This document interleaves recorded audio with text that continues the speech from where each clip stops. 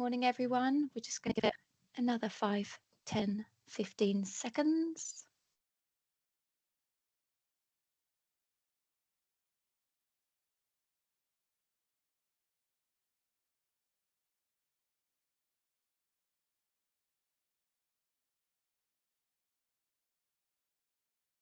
All right, I think we might be ready to go. Perfect.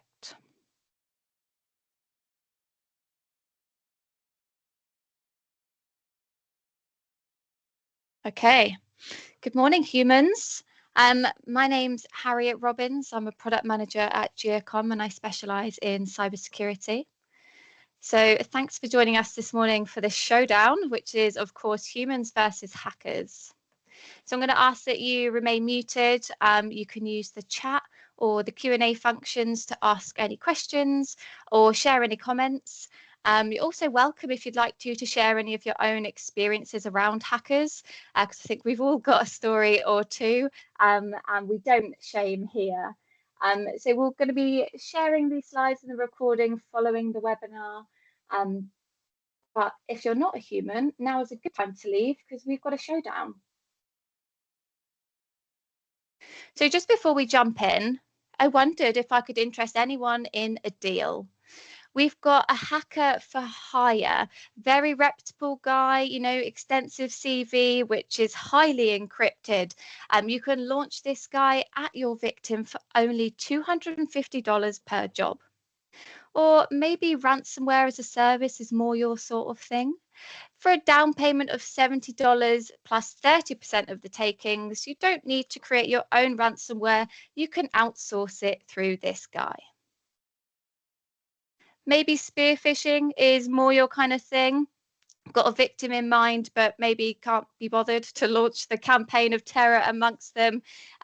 Outsource it for $100 and upwards, and that will include deep fakes, phishing, you name it. Or actually, if you just fancy getting your hands on some passwords, 97 cents, and we'll give you 1,000 in an Excel file straight into your inbox. If you're more into bulk buy, then maybe $150 for 400 million. Can you imagine the size of that file? But my legal team have told me that actually I'm not selling these services, neither is Giacom, but these are accurate prices and services that are available on the dark web now. Who knew being a hacker could be this financially viable, hey? So enough of deals. This is what we're actually here for. What I'd love to talk to you this morning about is, of course, the evolution of cybercrime and how technology has had a huge role to play in where we are today. We'll look at what we expect from a hacker, and we know, they're predictable moves, but how can we block these? How can we use our common sense to be a step ahead? We'll look at who the real MVP of cybersecurity is. Is it AI? Is it technology? Or is it humans? And then we'll wrap up with what Giacom can do to support you as an MSP in this market. We've got so much experience and knowledge at Giacom that we love to share. And at the end, I'll let you know how you can work with us. So let's start with the evolution of cybercrime. And I had a lot of fun putting this together. A lot of it I didn't know. So maybe we're all going to learn some things along this. So we're going to start in 1830, all the way back then, for the first recorded cyber attack. This one took place in France, and it was actually two bankers. It was Francois and Joseph, and they intercepted and manipulated telegraph messages to gain financial advantage.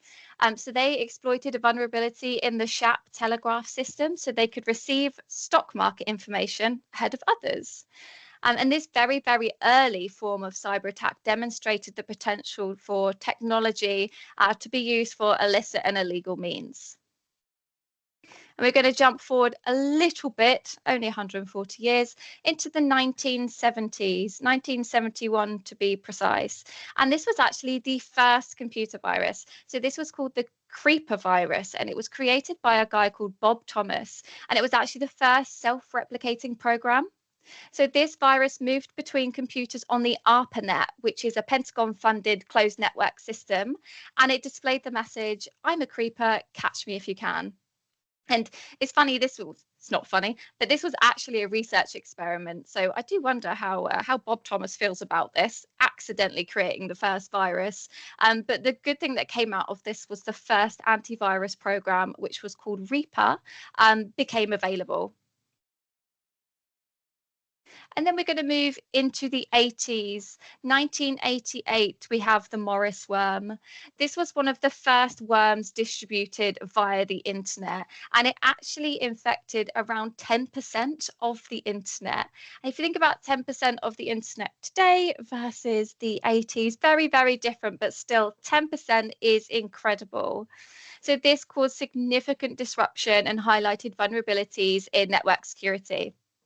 But what this did lead to was it led to the creation of CERT, which was the Computer Emergency Response Team, and they could address such incidents moving forward.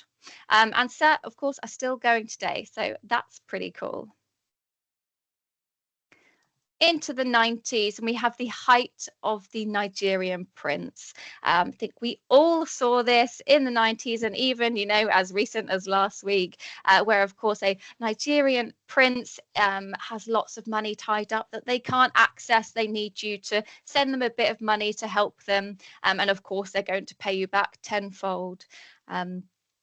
Obviously a lie. They have no money, they just want yours.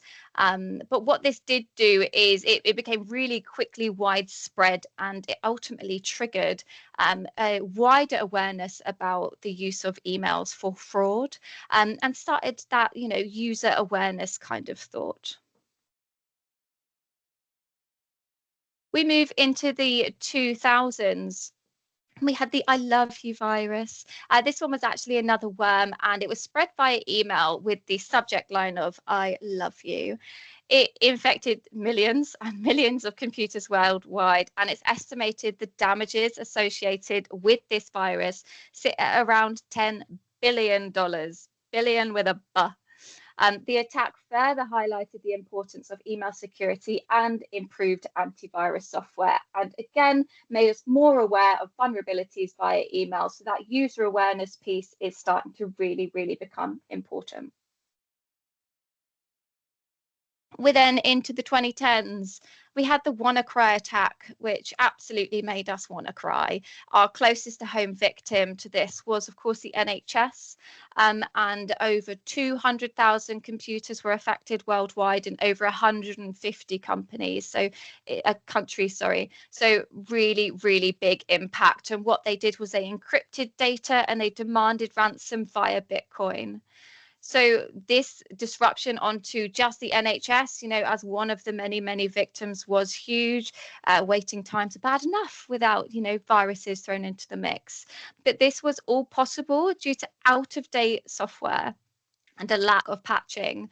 So it really, really highlighted the importance of keeping yourself secure and up to date. And with the next Windows OS going end of support very soon, this could happen again.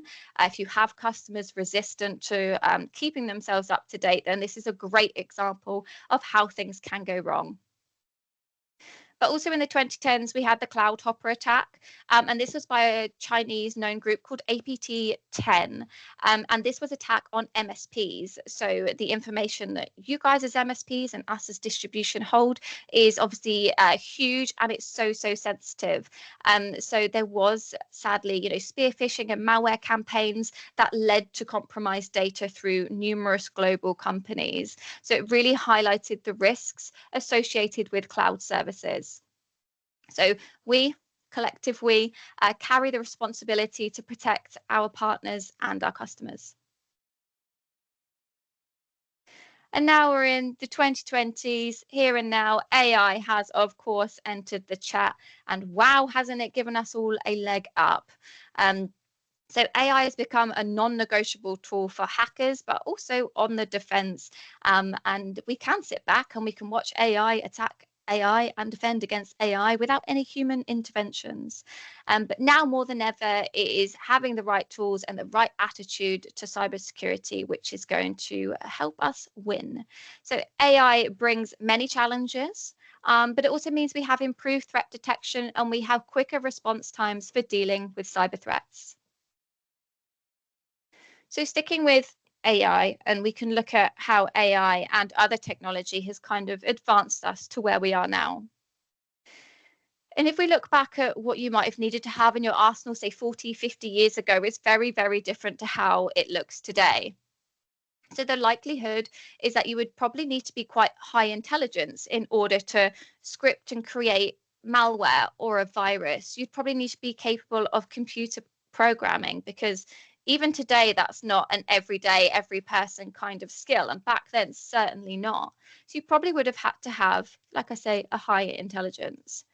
You might have even needed to have had some financial backing, because the equipment you're using to create this virus, this malware, didn't come cheap back then. It still doesn't, but definitely not back then. The individuals who were launching cybercrime or cyber attacks 40, 50 years ago were probably very, very patient. You have to be patient while you decide who you're going to attack and why. You have to be patient while you create the attack and launch it and wait for the results to fly in. And you might have even had a little black book of contacts of who you were going to target, because social media wasn't a thing back then and you didn't know who's who in the world. Maybe like, I have this vision, you have this black book, this person cut in front of me at the bakery, therefore I'm going to hack them. Probably not the reality, but that's what I like. So considering all of that, and then we're now in 2025, and all we need now is we need our smartphone. We don't even need a good Wi-Fi connection, but we can inflict chaos onto another human in the form of cybercrime with just this one tool. So technology has advanced to a point where the physical hardware associated with a job is smaller than ever now. And through your smartphone, you can access the dark web. You can outsource, the services that Giacom are not selling but are available on the dark web. There's Onion browsers designed specifically for iOS devices where you have enhanced privacy from your smartphone, and Tor browsers for everyone else. And while these tools aren't created for criminals, they're definitely exploited by them. But you also now can go onto the internet, you can go on YouTube, you can go on ChatGPT, whatever it might be, and you can find out how to become a successful hacker. It's so easy now to side with the bad guys. So we know what to expect from a hacker, because most of the time it's the same way that they're getting in. And remember, it's that drip, drip of successful ransom payments that keep their lights on. And their behaviors to achieve these small and regular payments are quite predictable. So if we look at the first one here of stealing your password, I'm sure we have all heard hackers don't break in, they log in. And that is still the case. Passwords are our biggest vulnerability. But we can counter this by using a strong and not repeated password. We can use password management tools to keep track of them, and we can use tools to monitor our domains on the dark web.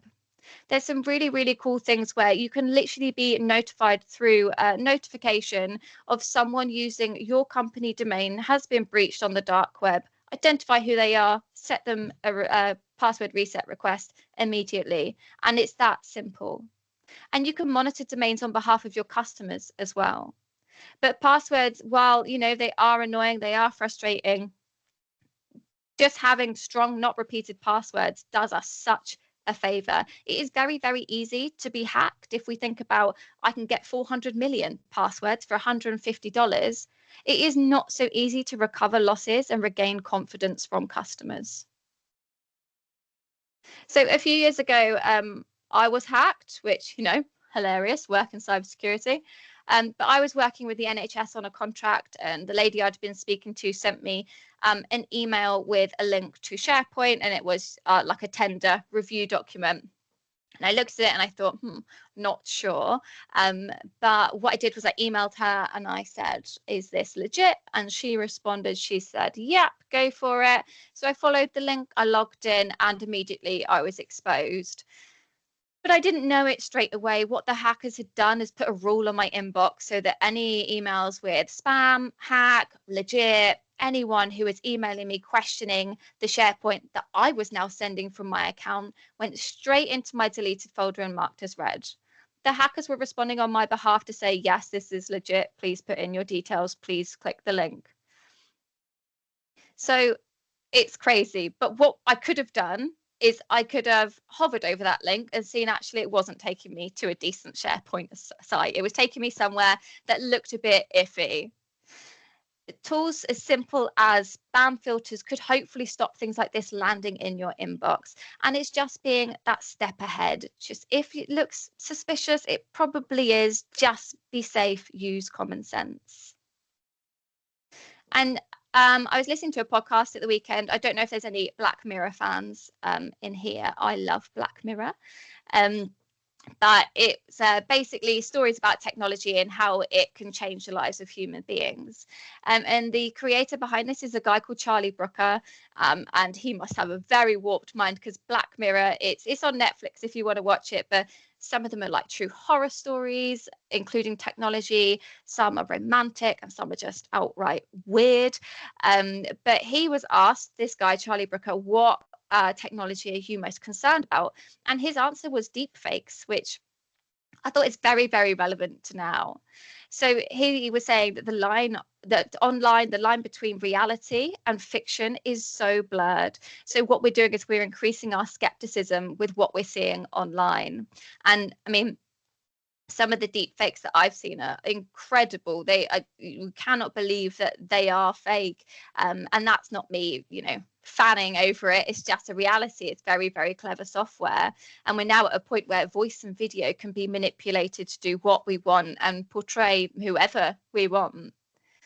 So if we are in any doubt when it comes to video and voice, if it's out of character, if it's out of place, if it feels unusual, then we just say, use another route to check the validity of it. If someone has sent you something on WhatsApp, then try calling them. If they've sent you an email, then text them, using a different route.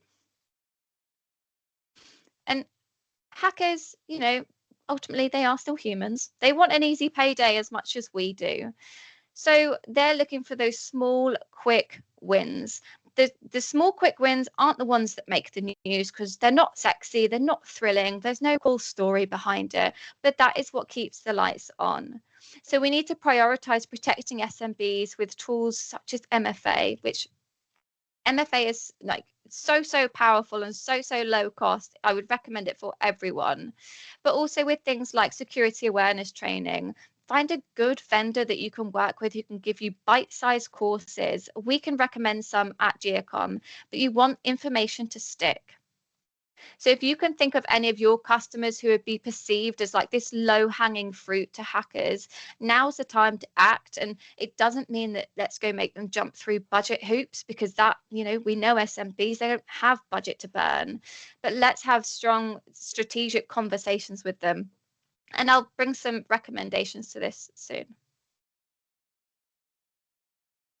So, of course, humans are the real MVPs. And I found some information here which I thought was quite staggering. There is instances where a well-trained and experienced human has actually detected a breach faster than AI, which is incredible. But skills like this are well sought after, and they will give any company a very, very strong against cybercrime when we're thinking about a multi-layered environment. Having upskilled people with great technology is how we're going to defend ourselves better. And that could be, user awareness training with MFA, with endpoint security, with email security, whatever it might be. A well-trained employee is so important for protection against the bad guys. A clued up employee can protect the business from phishing attempts, from scams, and even ransomware and malware. So that investment into security training for your colleagues, for your customers, I think it should be compulsory for all businesses. It is so important. And the best defense might not be technology. It might just be good common sense and awareness. And as much as hackers are getting smarter, because, technology is helping them, it's making it easier for them to steal money from the hands of innocent people, we have these tools on our side as well. So the vendors that we work with are often investing like eye-watering sums of money into research and development so they can stay that step ahead. And then we have government bodies supporting the market with frameworks like NIST, NIS2, CIS, Cyber Essentials, and much more. So we can be a step ahead. We just need to, band together a bit. And cybersecurity isn't just, that sits with the IT team, I'll leave them to it. It's very much an all of us thing. And the commitment to the foundations of cyber defense is how we push forward and how we win. Maybe win is a big word, but, make the life of a hacker that bit more difficult. I would take that as a win. So at Giacom, we've designed our own cybersecurity framework. The beauty of cybersecurity is there's no right or wrong, really. Everyone will have a different opinion on it. And this is what we would call our non-negotiables. I very much welcome anyone who has a different non-negotiables to pop them in the chat and let's have a look at them, see how they compare. But ultimately, our framework is a multi-layered framework, and I can show you the full visual in just a second. But we have right here at the beginning our human risk, our MFA, and our RBAC. And these are our non-negotiables. This is your starting point. Let's not even look any further without getting these things right. So tools like MFA and RBAC, these are the things that can make a huge difference. With MFA, you can give protection of a further 90% just by having this activated. And it can be annoying when you're trying to work quickly, but ultimately MFA can really, really save the day. It's low cost, low touch, and it can make such a difference. And then we look at RBAC, which is your role-based access control.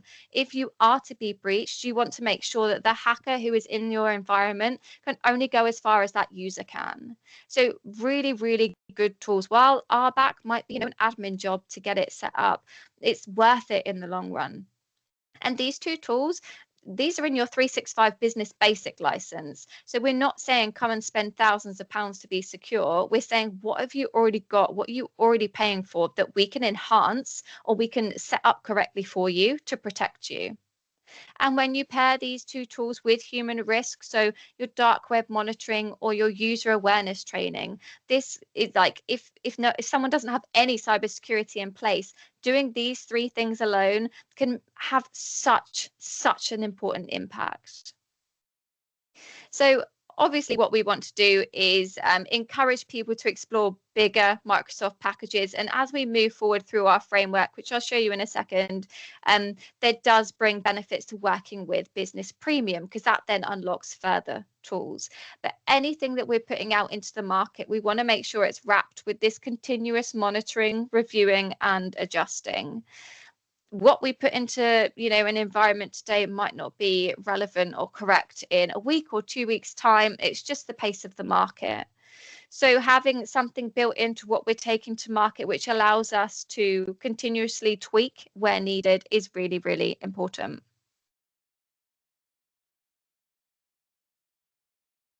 So here on the side here is the visual of our full framework, and we can take this offline to explore it further. But ultimately in here at the center, you've got your human risk, your MFA, and your RBAC.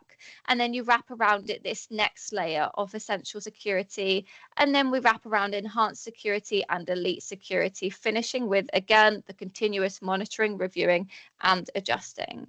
But as you build out in the framework and you're going from these non-negotiables into your essential security, this is where your business premium really, really plays its part. But this is also where you as the MSP can begin to introduce managed services. And if you look to wrap services into something like backup, that's brilliant, because a lot of the backup services like data integrity monitoring, that's all done automated. So if you can wrap a service which is ultimately automated for you, that means that you're becoming more profitable. The license resale and the break fix isn't really what is going to help us all retire one day. We need to be looking wider into things like managed services. So we welcome anyone to give us a call or drop us an email, have a chat about this. We'd love to talk you through this framework. We really, really see value in it.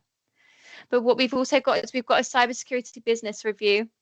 This is open to any of our partners, whether you're a existing partner or not.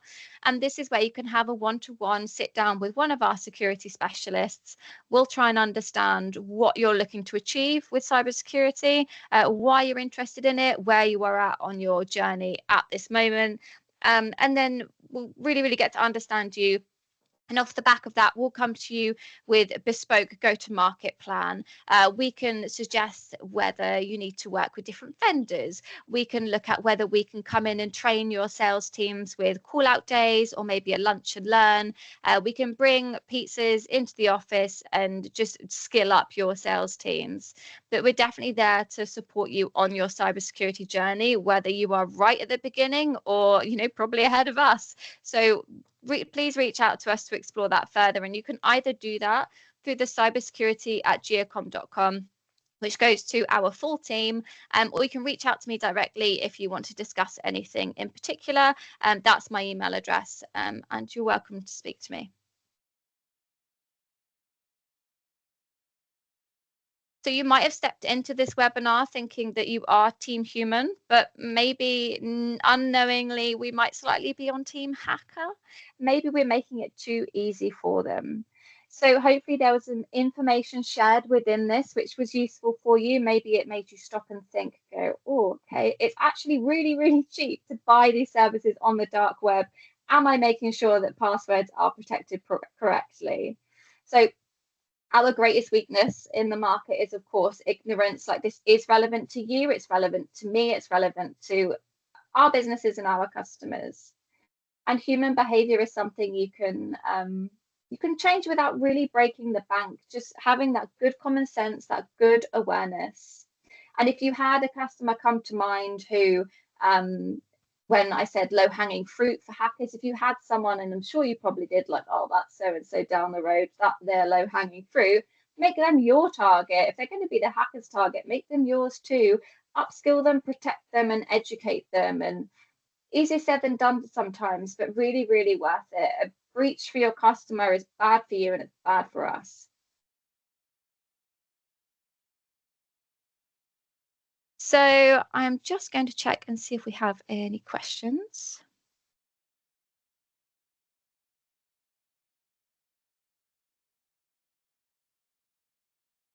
Oh, wow, loads. Brilliant. Okay.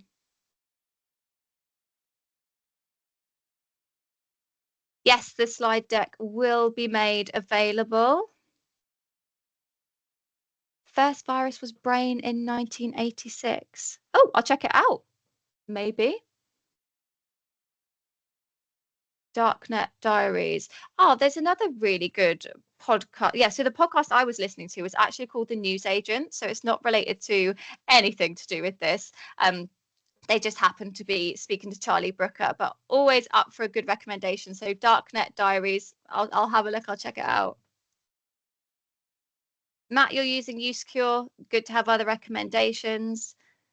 Yeah, absolutely. We love uSecure. We think they have a really, really cool tool for awareness training and also for dark web monitoring. So we can take that offline.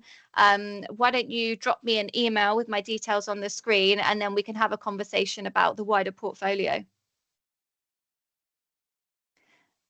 Liam used to use uSecure. Phishing tackle is so much better.